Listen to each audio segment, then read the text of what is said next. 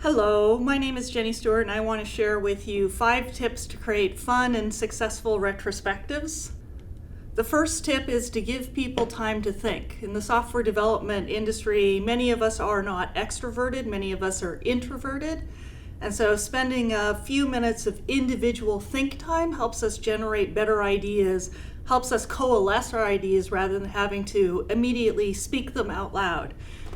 Postit Notes are one of the most powerful things you can do, even if you're going to use a simple retrospective technique like going around the room and asking people to list out what worked, what didn't work. Just give them a minute or two. Give them 2 minutes to list out at least one idea of what worked and what didn't work on a Post-it pad. Gives people that individual think time. But don't just go around the room and ask people what worked, what didn't work, what should we change. It's boring. There are lots and lots of other retrospective techniques that you can use. I'll show you just a few of them.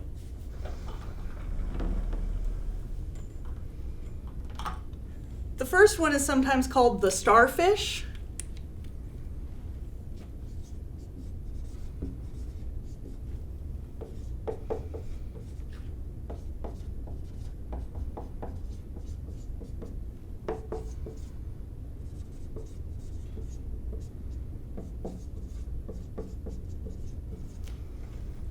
So we ask people to think in 5 dimensions. What do we want to start doing? Something that we haven't been doing, we need to begin to do to be more effective. What do we want to continue? Something we have been doing, we want to keep doing it the same way. What do we want to stop doing? Something we have been doing, we just need to completely stop, versus do less. What have we been doing? We don't need to stop it completely, but we just need to do a little bit less of it. And then do more. And the same thing, ask people to spend a little bit of individual think time and write down their ideas.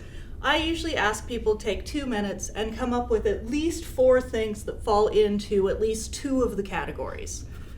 And then we'll have them come up and post them up.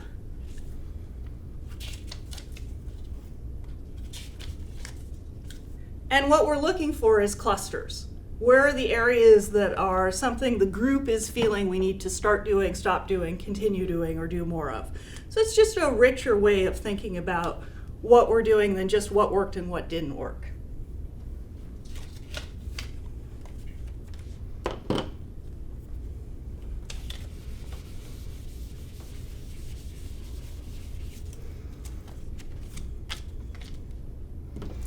Another one is the plus, delta, keep, try.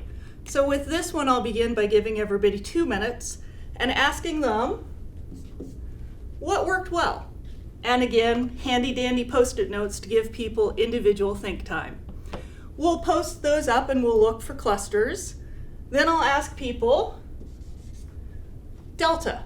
What haven't we been doing? What should we try? What should we do differently? How would we make the next sprint better than the sprint we just had?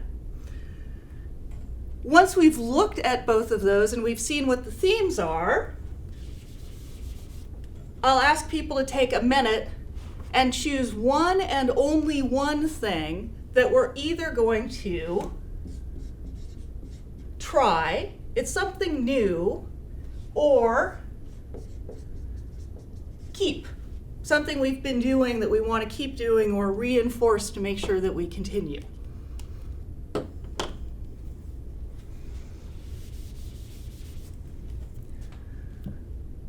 Another approach is to look at the sprint as a time frame. So we map out between -5, the start of the sprint, to +5, the end of the sprint. And we ask people to think about what happened throughout the sprint that made us happy, what worked, what was successful. And we ask people, what didn't work? When were there things that were struggling? And again, back to our handy dandy Post-its, give people some time, and what we're starting to look for is, where are the clusters? You know, day 3, Ed came by and totally redirected us and we had to completely reset everything we were doing. That really broke the sprint rules. So then we can talk about what these clusters are and look for things we can do based on the clusters.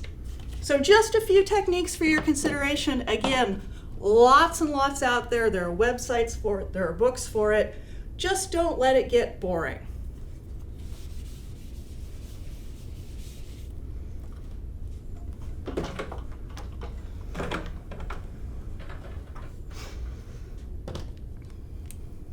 Tip number 3 is to go somewhere. You don't have to always have these in the same room you do everything else. Go out to a local coffee shop. Go to a local pub. Get out of the office. Try a new environment. Try a little fun. Add some spice into the retrospective. Tip number 4 is do something about it. I don't know how many organizations I go into where people say, yes, we used to do retrospectives, but we stopped. And I say, why? Well, we got together in our first retrospective and we talked about what worked and what didn't work. We got together in our second retrospective and we talked about what worked and didn't work. We got together in our third retrospective and said, you know, these retrospectives are a waste of time and not really useful. Well, yes, you're not doing anything about what you're identifying as a problem. So pick an action, one action, do something about it. Every sprint retrospective should end up with an action. Put it on your product backlog, put it on your sprint backlog. Make it visible, make a change as a team in the next sprint that makes you better than the sprint you just ended. And tip number 5 is retrospective your retrospective. If it feels dull and boring to the team, it's probably dull and boring. Why don't you use the retrospective techniques and processes we just talked about to make your retrospective better for your team? So as a Scrum Master, one of the things that you can do is learn from your team as well. Retrospect your retrospectives to help you understand how to be better.